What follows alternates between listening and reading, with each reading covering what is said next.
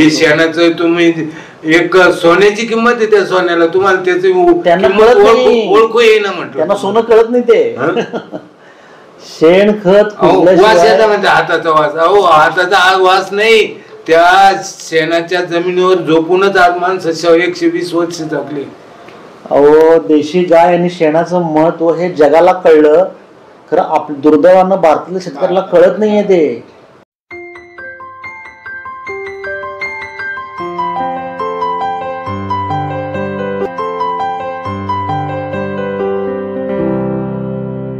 कंपनीला पटतच नाही, काय करू मी. एक मिळणं पटत नाही. अहो मी तुम्हाला जीवामृत करून पाहिलं, तुम्हाला सांगतो ते गुजरातचं गौ ग्रुप आणून पाहिलं, MP वाल्याचं ते डिकम्पोजर आणून पाहिलं आणि सगळं रेडी करून दिलेलं आहे. फक्त शेतात नेऊन टाकायचं एवढीच तर, तरी ते ऐकत नाही. काय करू मी. काय म्हणणं आहे तरुण माणसांचं. काय खरं आहे म्हणते.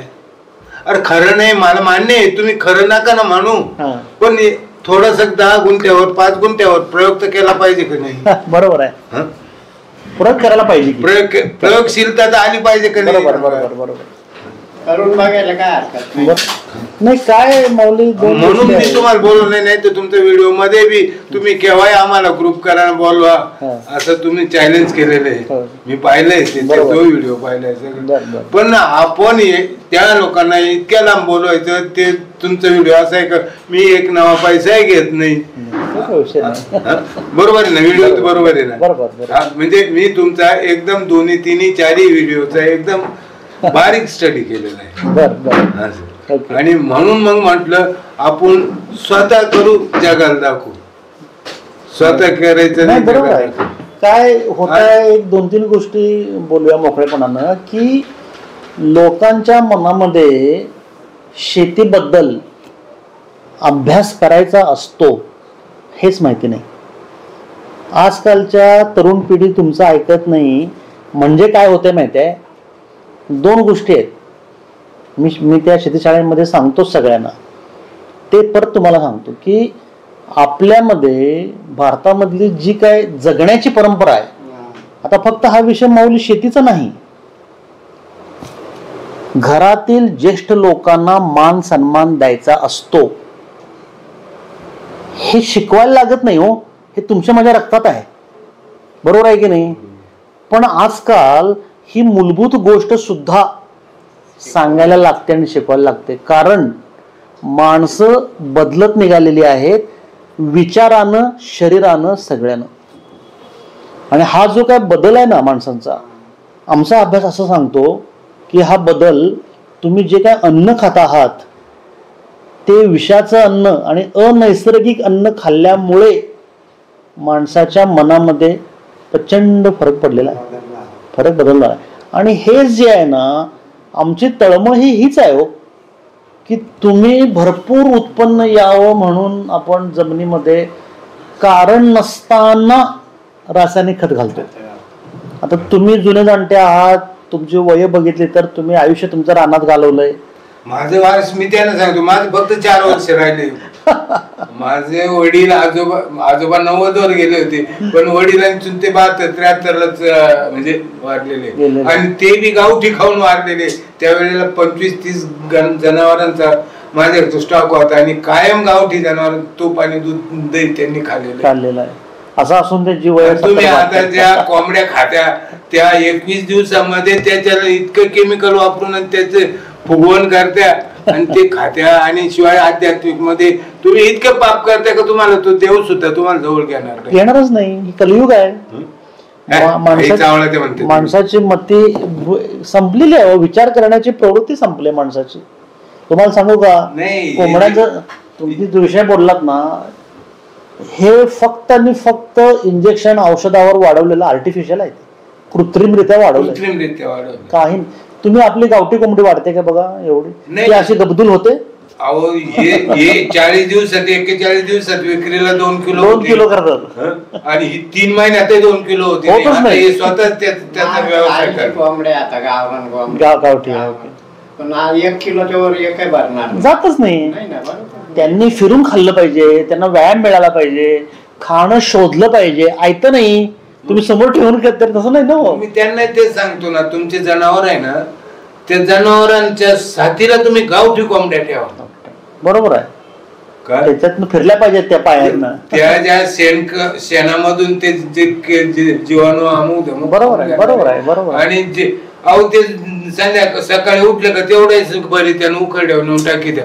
अरे नेऊन टाकू नका तुम्ही, त्याचं गंज करा, शेण बाजूला करा, पाचट बाजूला करा. आज पाचट कुजवणारे जीवाणू उपलब्ध झालेले.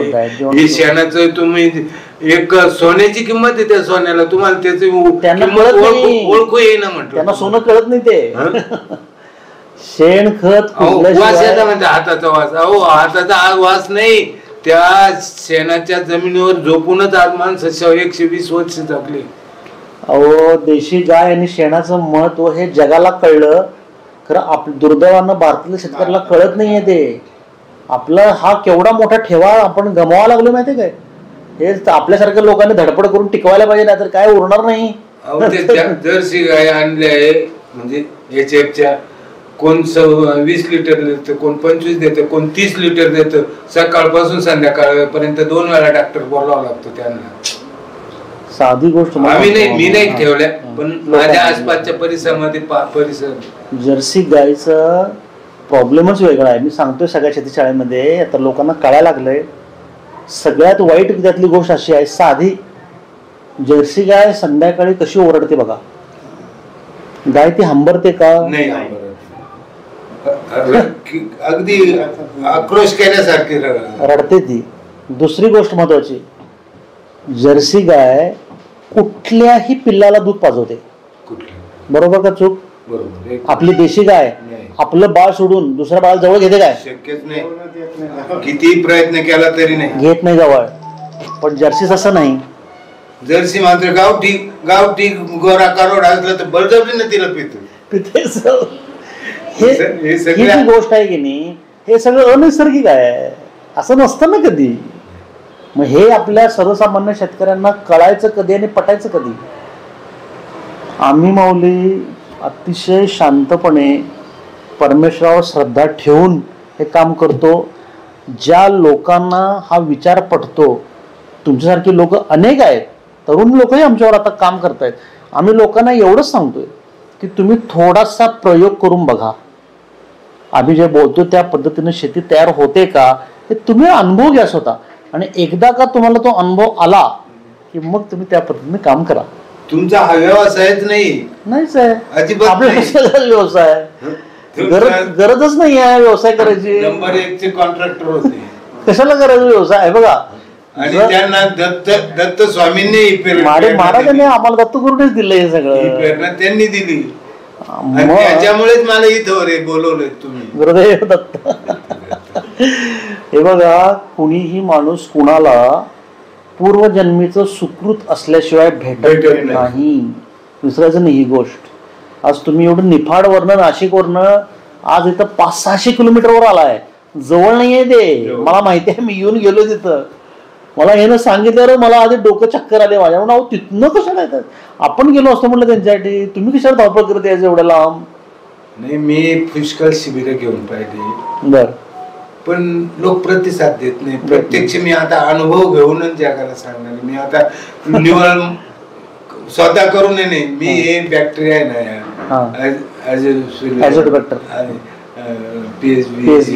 या सगळ्या म्हणजे विद्यापीठाच्या सानिध्यातून त्या गोष्टीचे शिबिर केलेलं आहे. तुम्ही बीज प्रक्रिया करा वयाची, आपल्याला कमी लागत, बरोबर आहे, कमी लागत, फॉस्फरस कमी लागत. आपल्या जमिनीत फॉस्फरसचं प्रमाण जास्त आहे, आपल्याला फक्त ते लवकर मिळत नाही, त्याच्याकरता त्या बॅक्टेरिया टाकल्या तर ते आणून देतात. लोकांना हे माहितच नाही. आणि ऊसाचं अंतर कमी करा तर ते एकावर एक चढवायला पाहते. आम्ही तर ऊसाला गेले 5 ते 7 फूट अंतर ठेवा म्हणून सांगतोय. लांब पाहिजे, हवा खेळली पाहिजे मधून. मी 9 फुटाची सरी करून प्रयोग करून दाखवला.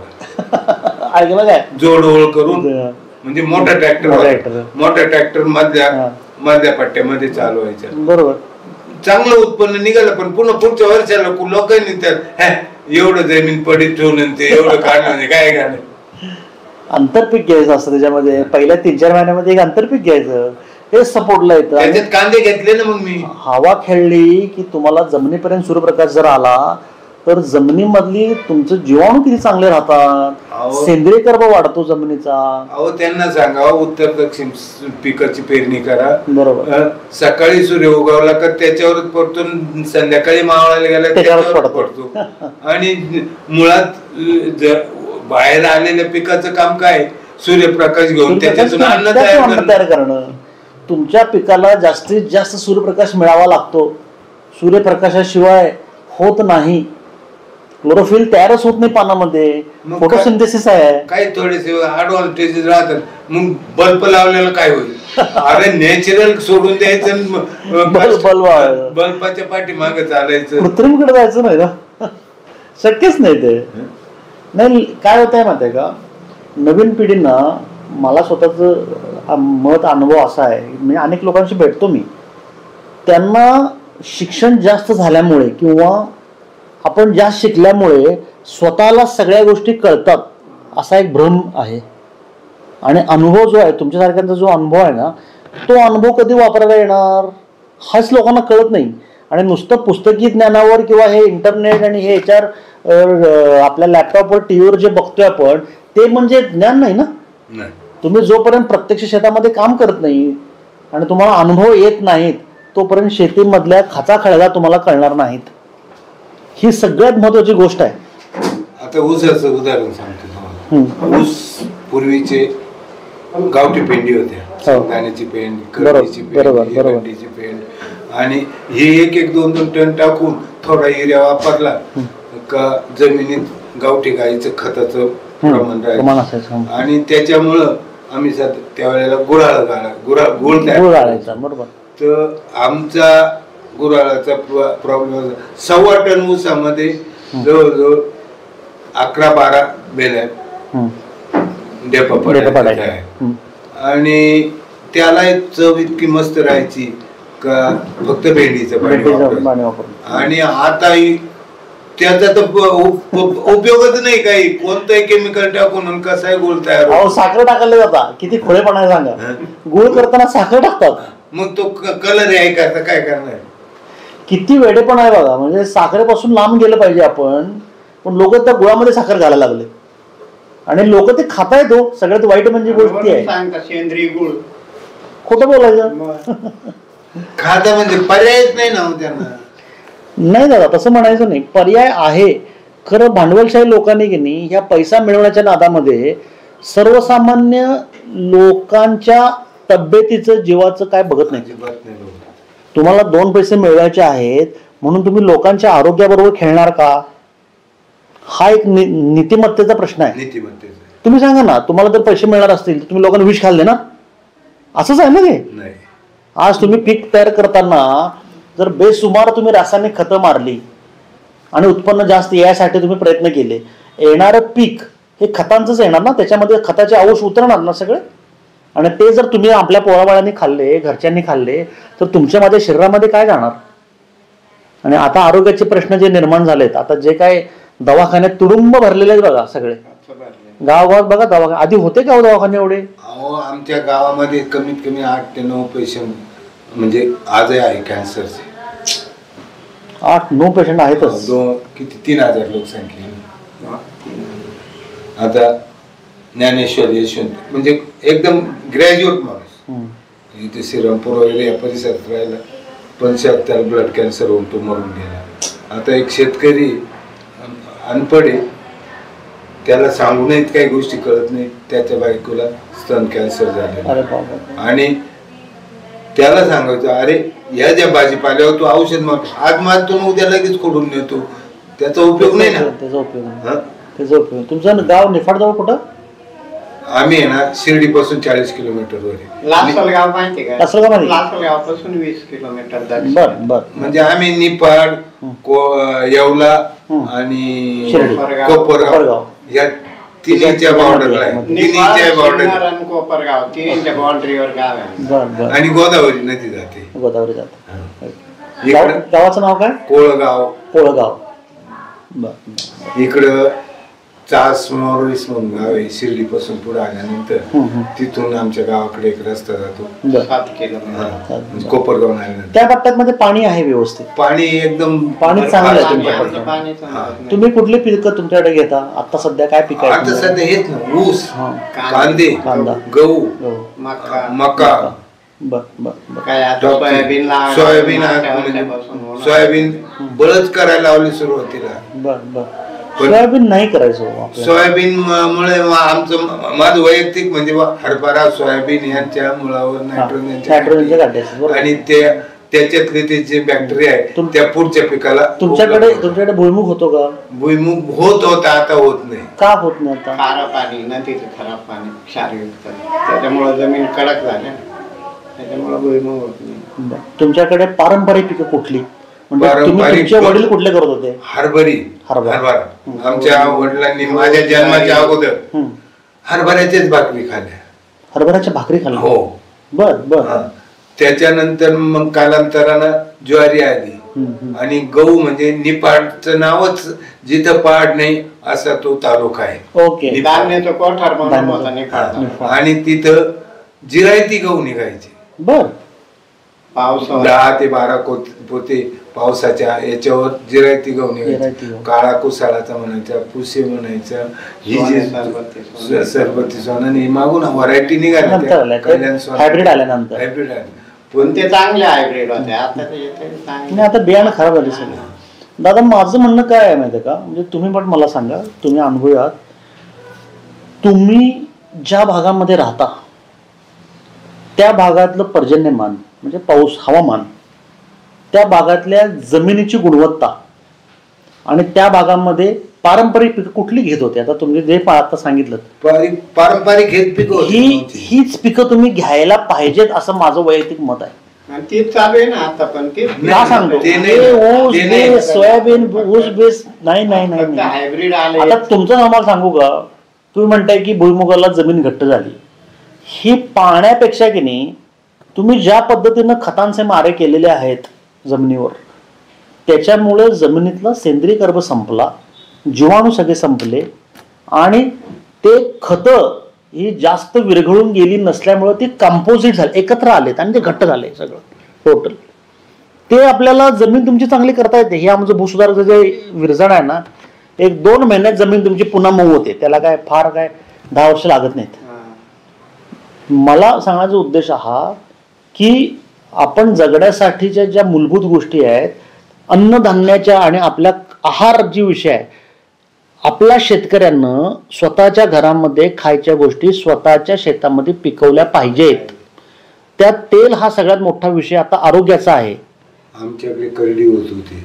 आम्ही करडी ना विकत नव्हतो, घरी आमच्या गाळत होता. त्या चरडून बांधून आणि घरी तेल करायचं तुम्ही. नंतर मागून असा परिवार निघाला का तेली समाजाचा एक दुकानदार होता, तो करडी आमच्याकडून घ्यायचा आणि त्याचा घाणा घालायचा आणि 7 किलोची पायली राहायची, तिला 1 किलो तेल द्यायचं. त्याच्यानंतर आम्ही जेव्हा भुईमुग तयार करायला, भुईमुग आमच्याकडे नंतर आला, अगोदर नव्हता. पण भुईमुग आल्यानंतर आम्ही काय केलं का, आमचे 2 पोते 4 पोते आम्ही विक्रीचे थांबवायचो. हो, आणि गाळून घ्यायचं त्याचं. ही पद्धत होती ना. ही पारंपरिक भारतीय कुटुंब व्यवस्थेमध्ये शेतकऱ्यांना स्वतःच्या घरामध्ये लागणाऱ्या गोष्टी स्वतः पिकवायच्या आणि त्या घरात वापरायच्या.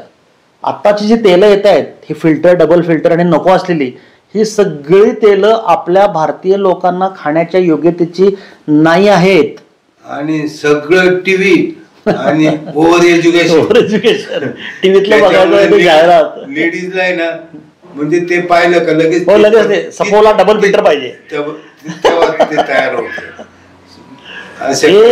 ही गोष्ट कशी आहे माहिती आहे का, ह्या भांडवलशाही आणि व्यापारी वृत्तीच्या माणसाने ही सगळी बाजारपेठ ताब्यात घेतली.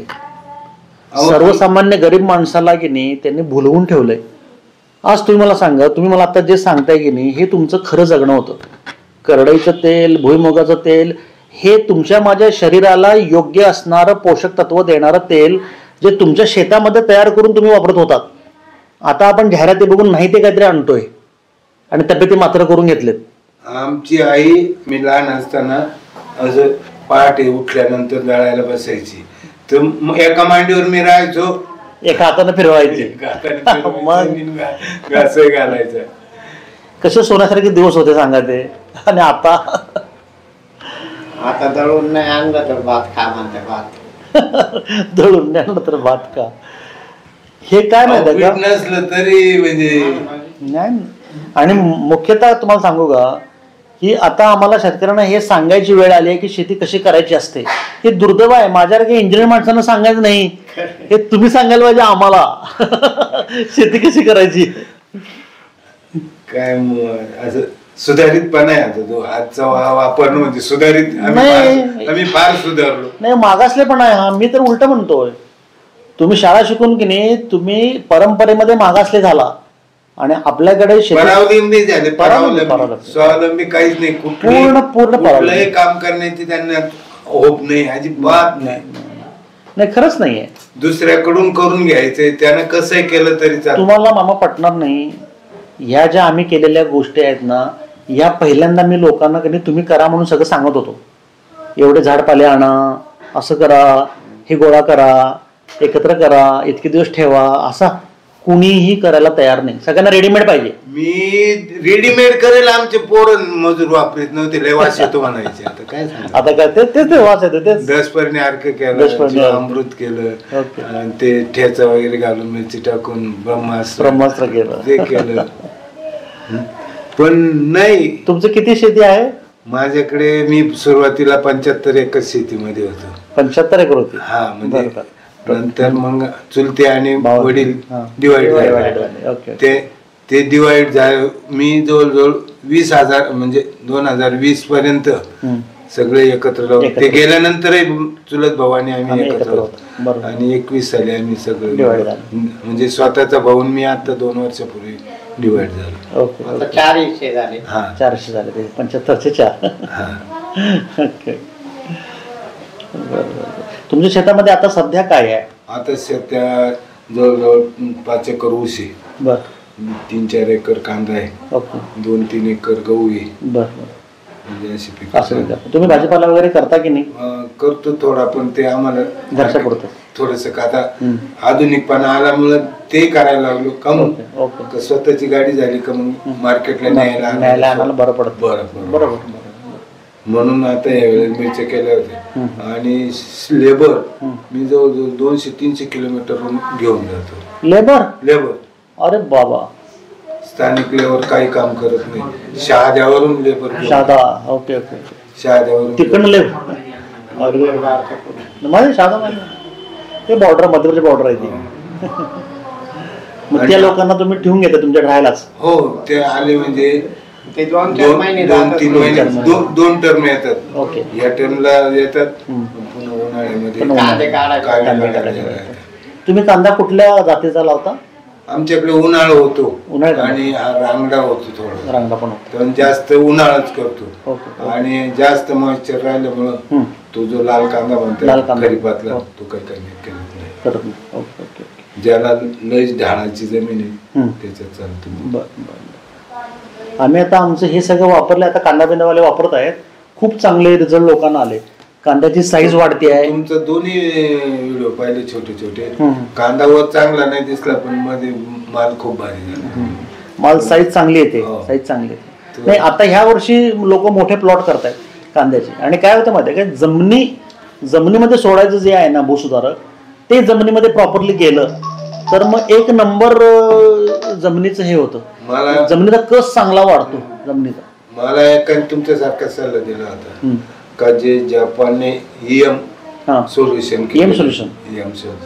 त्याचा वापर करा म्हणे. ओके. केला मी 2 वर्षापूर्वी. थोडासा फरक वाटला तुम्हाला? आमच्या पद्धतीमध्ये ना दादा सगळ्यात महत्वाची गोष्ट मला सांगतो की कुठलंही पीक जे आपलं तयार होतं ह्या नैसर्गिक पद्धतीनं, त्याचं शेल्फ लाईफ वाढतं. आता परवा कवटे महांकाळ जवळ एका शेतकऱ्यांनी ह्याचा प्लॉट केला होता, टोमॅटोचा. टोमॅटोचा प्लॉट केलेला. आता टोमॅटो फ्रीजच्या बाहेर किती दिवस टिकतो आपण काढल्यावर पिकलेला? मुळातच तो अर्धा कच्चा काढलेला राहतो, त्याच्यामुळं तो ट्रान्सपोर्टला यायला त्याला 4 दिवस जातात आणि आणखीन ते विक्रीला घेऊन बसल्यावर 4 दिवस 8-9 दिवस जास्तीत जास्त टिकतो. पण तोच जर कोल्ड स्टोरेज मध्ये ठेवला तर 2 महिने 2.5 महिने राहतो. आम्हाला त्या शेतकऱ्यांना मी सोलापूरला जाताना पिशवीतनं टोमॅटो घेऊन आला. साहेब म्हटलं हे वेगळेच टोमॅटो आले, असं कडक पिकलेले, कच्चे नाही, लाल भडक झालेले खट्ट टोमॅटो होते. आपलं वापरलेलं होतं जमिनीत आणि फवारणीला औषध, हे झाडपाल्याचं. दादा मी तिथं आणले होते टोमॅटो, 1 महिना टिकले विदाऊट फ्रीज, फ्रीजच्या बाहेर. तो काळा पडला नाही, मऊ झाला नाही, खराब झाला नाही, वास आला नाही, काही झालं नाही. याचं जे लाईफ आहे ना, आता कांद्याला पण तुमचं खराब होतं बघा. कांदे त्यामध्ये टांगून ठेवायला लागतात किंवा त्या शेड तुमच्या मारावे लागतात. ह्या पद्धतीमध्ये त्याचं लाईफच वाढतंय. एकदम घट्ट आणि छान कांदा होतो, कुजतच नाही लवकर. सगळ्या फळभाज्यांना, फळांना, झाडपाल्या सगळ्या रिझल्ट असे आले की त्याचं शेल्फ लाईफ वाढलं त्या त्या प्रकारच्या सगळ्या फळांचं. तुम्ही कधी बघितले व्हिडिओ? चालूच राहते माझे, चालूच राहते, सातच बघायला आलाय.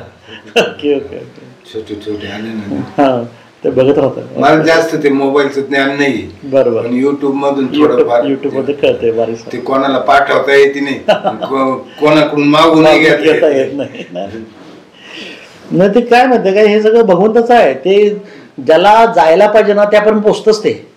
ते कसं पोचतंय की नाही हे मला पण माहिती नाही. लोक तुमच्यासारखे कुठून कुठून येतात, भेटतात, बोलतात, फोन तर कायम सुरूच राहतात तिकडे तिकडून. पण लोकांना ह्या संदर्भात आता चांगले रिझल्ट आलेत, यायला लागलेले आहेत. लोक करतायत विश्वासानं, प्रेमानं. लोकांचा युट्यूबवरही भरोसा नाही नाही नाही नाही, सगळं फेक आहे मध्ये. कागदपत्री सगळं फेक आहे. आणि तुम्ही प्रॅक्टिकली करून पहा, कागदपत्री करा, काहीच टाळणार बसत. अरे ज्यांचा टाळ बस, तू न कमीत कमी ते कोणा बनवले, कोणाचे ते तर बघ ना, बघायला पाहिजे. कोण बघते ते बरोबर आहे की ते चेक करायला पाहिजे की त्यांनी तुम्हाला थोडंच म्हटलं का बळच घ्या तुम्ही आमचे प्रॉडक्ट द्या, किंवा तुम्हाला फसवलं का त्यांनी? फसवणारे वेगळे राहतात आणि ज्यांना तळमळ देशाची, जीवाची कल्पना आहे ते कळतं किंवा माणूस ते काय वेगळं आहे. मग तशी माणसं लगेच कळतात. मी माझ्या कुठल्या व्हिडिओमध्ये बघा, मी प्रॉडक्ट विकत घ्या म्हणून सांगितलं का? मी प्रॉडक्ट आहे म्हणून सांगत पण नाही. फक्त लोकांना शेती शहाणपणे करा, जमिनीमध्ये खतं घालू नका आणि तब्येती चांगल्या ठेवा. आपल्या पुढच्या पिढीला, आपली पोरं बाळ नातवंड आहेत, त्या लोकांना चांगलं काय ठेवूया का सगळं बादच करून टाकूया आपण सगळं. मी ते 1-2 तासाचा व्हिडिओ 3 वेळा करून पाहिला. अरे बाबा. आणि पुन्हा डबल पाहिला मग कंटिन्यू बसून. नाही हो, ते काय आम्हाला फार हे सगळ्या लोकांपर्यंत पोचवायचं आहे. तर तुम्ही म्हणताय तसं आहे, सगळ्यांनाच ते पटतंय असं नाही ना. सगळ्यांना ज्यांना पटतंय त्यांना पटतंयच ते, पण काही लोकांना पटत नाही. पण आपण बघा, परमेश्वरानं आपल्या हातात काम दिले, आपण नेटानं करायचं. नेटानं आपण मागं पडायचं नाही, आपला प्रामाणिकपणा सोडायचा नाही, करत राहायचं. त्याला यश अपयश ते बसला तिथं देणार. आपण कुठे काय कोणाचं घेऊन खाल्लंय मग आपण ते काय कारणच नाही आहे. काय आपल्याला पटलं आपण केलं. सरळ आहे, सारं साधं सोपं आहे. तुला पाय माझं केलेलं, तुला पटलं तर घे, तुला मी मदत करतो. आम्ही विना मोबदला मदत करायला तयार आहे. मी नेहमी सांगतो, तुम्ही मला कुठं पण बोलवा, मी येतो. तुम्ही बोलवा नेपाळला, मी आलो बघा. काय बाकी जाऊन विचार करत नाही. मला माहिती तुझी गोपाल सुतारे वाई जो आहे ना, गोपाल सुतारे, तो सुद्धा काही घेत नाही. मी अख्खी बस वळवली होती त्याच्या याला. बरोबर, अहमदाबादला. शेवटी माझं ड्रायव्हरचा आणि तो जो ट्रॅव्हलर आम्हाला घेऊन चालला होता त्याचं भांडण झालं. बरं. म्हटलं मला इथं उतरून दे, तू द्वारकेला जाणार आहे ना, मी तिथं 2 दिवसात किंवा 1 दिवसात माझं काम आटोपून मी येतो. मला देवामध्ये, रामामध्ये काम करायचंय, कामामध्ये राम नाही करायचा. निवळ रामा करताच जायचं नाही, मला कामा करता राम करायचं आणि रामावर काम करायचंय. शेवटी त्यांना संध्याकाळी 7 वाजता त्या गोठ्यामध्ये नेऊन पोहोचवलं एवढ्या. हो, आणि तेवढ्यानी ते प्रॉडक्ट आणलं. मी डबल बाटली आणली, मी डबल अजून 1 बाटली माझी तशीच आहे आणि ते लाईफ टाईम होल आहे. मग आता त्याला काय खर्च मिळाला सांगा? फक्त येऊन जाऊन 2 लिटर काय करायचंय? डिझेल पेट्रोल नाही, ताक बनवायचं. ते त्याला त्याचं काय नाही, हा, तो ते- खर्च नाही सोडा, ते काय नाही नाही धरला गावठी गायचं ताक मिळणं अवघड आहे. मिळत नाही.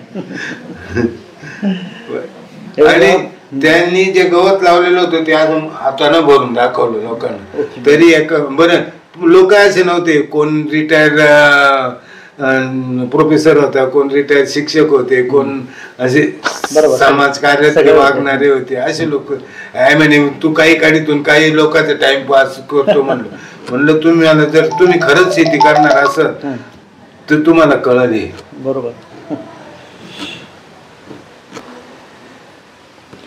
ह्या विषयात ना अनेक लोक ज्यांच्या त्यांच्या परीनं काम करतायत. हो फार लोक काम करतात. भगवंत कुणाला काय देतोय आणि लोक ते आपापले काम करतायत लोक. आणि आम्ही पण ना या गोष्टीचं रिझल्ट किंवा बाकीच्या गोष्टीचा विचारच करत नाही. आम्हाला भगवंताने एक विचार दिलाय, एक दिशा दिली आहे. तुम्ही नका रिझल्टचा विचार करू, करत राहायचं आपण. आम्हाला रिझल्टचा विचार केला पाहिजे, करायला विश्वास घ्या, हो. विश्वास संपादन करायला पाहिजे की मी लोकांना तेवढंच सांगतो की तुम्ही स्वतः प्रयोग करा, तुम्हाला त्याचे रिझल्ट काय येतात ते बघा आणि मग तुम्ही ठरवा काय करायचं आणि काय नाही. आणि लय किंमत असं काय नाही ना. कुठे तुम्ही कम्पेअर केलं 1200 रुपयाची आता ती 12-14 झाली वाटतं, 10-20 इतकोच. 10-20 हा आणि ते 1840 तर ते 1840 रुपयाला झाले सर. 1800 झालं. पैशाचा विषयच वेगळा झालाय. आणि वॉटर सोल्युबर म्हणल्यावर मग त्याला तर एक करायचंय, अगोदर ड्रीप करा आणि मग ते सगळं तो खर्च वॉटर सोल्युबलला तो ड्रिप करायचा खर्च पहिला. ड्रीप करायला आमच्याकडे ड्रीप चालत नाही का, तर नदीचं पाणी त्याला शेवाळा मग त्याला फिल्टर लावावं लागतं. बर. मी काय केलंय तुम्हाला सांगू का, 2 ड्रम मोठे 200 लिटरचे ड्रम केलेले बर आणि 2 ड्रम असे केले छोटे 65 लिटरचे. एक ड्रम भरून ठेवायचा, त्याला कॉक जोडलेला आहे ओके खालच्या तळाला आणि वरून एअर लॉक होऊ नये म्हणून वरून एअर लॉक चालू करायला बी त्याला होल ठेवला. आणि जिथं पाटाचं पाणी पडतं ना त्या पाण्याजवळ तो ड्रम नेऊन ठेवला, खाली टाकायचं आणि त्या पाटावर पाण्यावर फिरत येते, त्या पाण्याबरोबर फिरतोय. बरोबर. अगदी योग्य केलं तुम्ही. तसंच करायला पाहिजे. अहो जादा गेलं तर तुमचा काय तोटा जायचा आहे. तुम्ही हे जर 200 लिटर केलं तर त्याच्यामध्ये फक्त तुम्ही किती म्हणजे 100 लिटर केलं तर 25 लिटर तुम्ही ओरिजिनल टाका आणि बाकीचं 75 लिटर पाणी टाका चालू करून द्या ना. खरं. तुमचं तर गाव कुठं म्हटलं तुम्ही, एक मिनिट मला, निफाड पासून कुठे? निफाडच्या पूर्वेला. नैताले पासून 14 किलोमीटर. भरवस काय बरोबर ते एवढं मार्केट ते लांब गेलं थोडं. मग विंचूर नैताले पासून किती? विंचूर आलं का तुम्हाला? हा विंचूर आलं की. विंचूर आलं तर सरळ डोंगरगाव रोई असं आलं का बघा स्ट्रेट दक्षिणेला डोंगरगाव. हा त्याच्या पुढचं गाव नांदगाव रुई किंवा धानोरे रुई. हा धानोरे पुढं रुईच्या पुढं खेडलं जुंग आलाय का तिकडे? कोळगाव आलं की. नदीकाठी आहे. नदीकाठी. यस. खेडाळे आहे. खेडले जुंगे बरोबर. तिथे एक फार म्हणतो मोठे उन्नत होऊन गेलेले आमचे. पंढरपूरला आश्रम बांधला गेला 101 फूट विठ्ठलाची त्यांच्या सुवर्ण जयंती साजरी केली अख्खा वर्षभर. नदी मोठी आहे गोदावरी नदी. तिथे केटीवर बांधलेले 2, एक खेडले जुंगे एक आणि एक. Okay okay. हे आमचे मंत होऊन गेलेले. त्यांच्यानंतर हे होऊन गेले, त्यांच्यानंतर हे होऊन गेले आणि मध्ये अजून हे होऊन गेले. असे 4 गेले आणि 5वा त्याचे त्या गादीवर. आता आज कार्यक्रम सुरू होत आहे तिथे पंढरपूरला त्यांचाच. हो का? बरोबर. तुम्हाला श्रीरामपूर वरून सोमाटण्याकडनं यायचं. सोमठाण्याकडनं आलं तरी चालतं.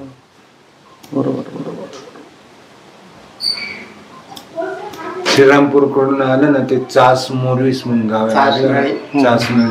कोळपेवाडी कारखाना. हा कोळपेवाडी पुढे 15 किलोमीटर गाव आहे.